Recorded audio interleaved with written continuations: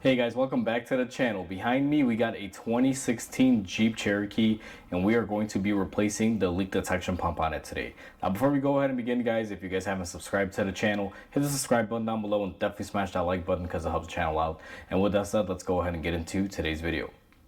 So first thing that you're going to want to do is get the truck lifted into the air. Whether you do it via a jack or whatever, you want to get it off the ground. Mainly the passenger rear corner, guys, right above the fuel door. Our LDP pump is right here.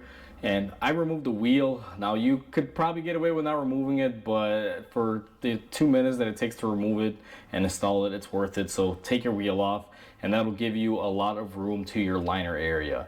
Now there is a wheel liner here that we are going to be removing, and once we remove this corner facing this way down, we will be able to have access to our LDP pump and we should be able to see it pretty clearly. I'm gonna get some tools, get some lighting, and let's go ahead and remove the liner. So now that we have everything set up, we got some lighting, guys. You're gonna have a lot of little different fasteners on here. To give you an idea, we're gonna have a bolt here. Now on our truck, it's broken because the truck, I'm assuming, has been in an accident before and it's been to a body shop. But you should have a bolt here. You should have a bolt here. It's kind of a plastic nut. We're gonna have this clip here, another plastic nut there, and then we will remove these little, I guess you can say, holders. Now, to remove these holders, all you're gonna do is just spin them off counterclockwise, and that's what that is. Comes off fairly easily. Now I'm gonna go ahead and remove my plastic bolt, if you wanna call it that.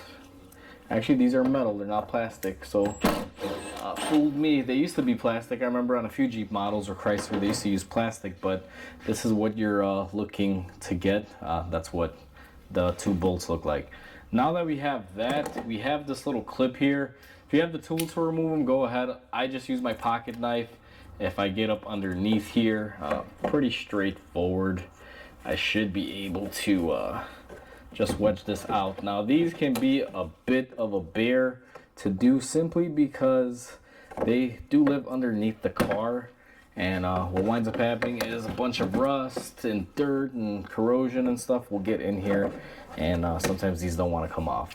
So this is not coming off that easy. I'm gonna have to get a pair of pliers. I'll be right back with you guys. Pair of pliers in hand. I use the side cut style ones because I can get to the opening that I made on it right up underneath here and be able to tug on it center out and get it out just like that. And what I do is I just use usually I use that, but I can just pull it out. Sometimes what I'll do is I'll get in there and I'll grab this and pull it out. Didn't happen in this scenario, but we got most of it out.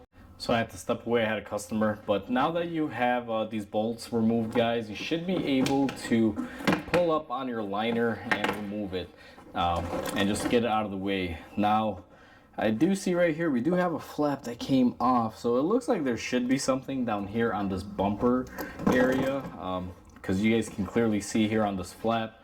Let me see if I can get you guys into position. So right down here, you guys see this flap? That would be right down here where the bumper is. It looks like there should be something, and this thing's been in a body shop before, so I'm pretty sure it's missing a fastener. So be careful, you guys may have a fastener down here. Just be mindful of that. It should be somewhere around right here in this bumper area. So what I'm gonna do next is I'm gonna try to lower the camera and get you guys up here, zoomed out into the best way that I can. So you guys can just see me bringing down my liner. Now I'm happy with my liner coming down right to about here because I can see where my LDP pump is. What I'm gonna do is go ahead and move the camera and the lighting, guys, and I'll show you guys how we remove this. So with our liner down and out, you guys will see right up there, this is our LDP pump. It is one connector and it's held in place by twisting it. It's kind of like a light bulb. If you guys ever done any sort of automotive light bulb, it's similar to that. Now I'm going to set the camera up here somewhere in this angle, maybe a little bit closer, and I'll show you guys how we remove it. So I have my camera set into position, and what we're going to do first is go ahead and remove our connector plug. We should just be able to push our tab right here and lift up on it. It's quite easy. Now the next thing that we're going to have to do here is go ahead and remove this filter tube here. This is for the filter for the LDP pump. You're just going to remove that, and to remove your LDP pump right down here, you guys will notice it has like a little tab. I'll show you once I remove it. But what you're gonna wanna do, and I gotta do this without blacking the camera or the light, is you're gonna pull up on the tab as you twist off your LDP pump. Now, it's getting a little rocky here because it's a confined space, but you should be able to get it off just like that. The back of it has some grooves. It's kind of like a light bulb. If you guys have ever replaced any light bulbs on your car, that's very similar to what this would be. So I have my LDP on my little cart here, and I wanted to show you guys what it consists of here a little bit. So the interlocks right here, you guys can see we have these little cutouts. I don't know how well the camera's gonna pick them up. That's what locks it into place with the grooves.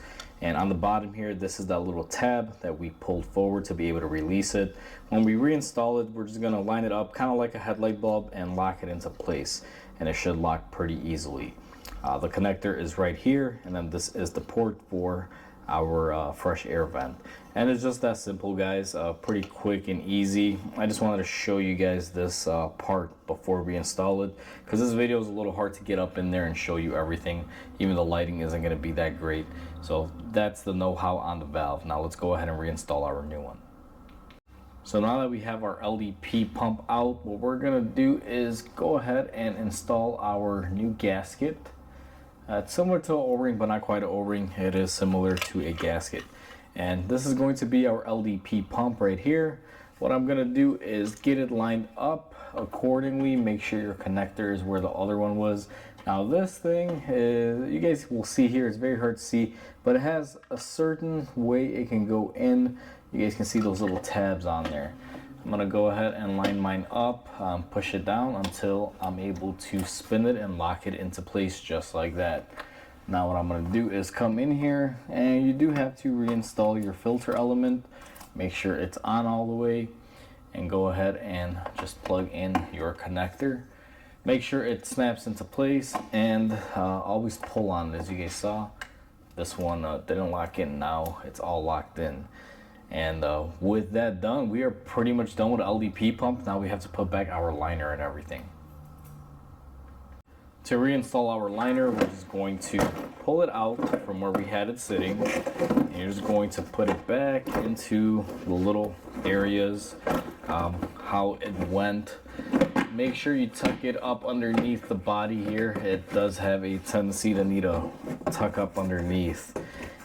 Going to line up our areas here just like that. Where I always like to begin is start off with the bolts. So we're going to take the 10mm fastener, go ahead and just thread it on there, and find our other 10mm fastener, which will go right here. Go ahead and line that up. Then we're going to take this guy that we pulled out front here, and this one just pushes back into place. You don't have to spin it off to remove it. And we are going to be putting in our clip as well. Now there should be two fasteners, one here and one down here, or a clip down here on the bumper. As we mentioned earlier, this car has been in the body shop, so we are missing a few little pieces that it should have. So what we're gonna do is go ahead and fasten our bolts. Make sure everything is into place correctly. And next step that we're gonna do is go ahead and reinstall our wheel. So we went ahead and we got our wheel put on, guys. It's tightened up. This thing is ready to hit the road. That's how easy it is to replace your LDP pump. Now the downside to this job is basically the liner. That's the hardest part on it. Other than that, it goes pretty smoothly. It's not overly too difficult. You can probably get this done in your driveway in about an hour or so. Just be very careful with debris and stuff that comes off the liner. And your vehicle will have two other fasteners on the back end of the bumper that this vehicle does not have, because like I said, it's been in a previous body shop, and you know, body shops always they're missing something. But either way, guys, we're pretty much all said and done. Hopefully you guys enjoyed this video. Please comment, like, and subscribe, because it definitely helps the channel grow. Hope you guys have a wonderful day, and I'll catch you guys on the next video.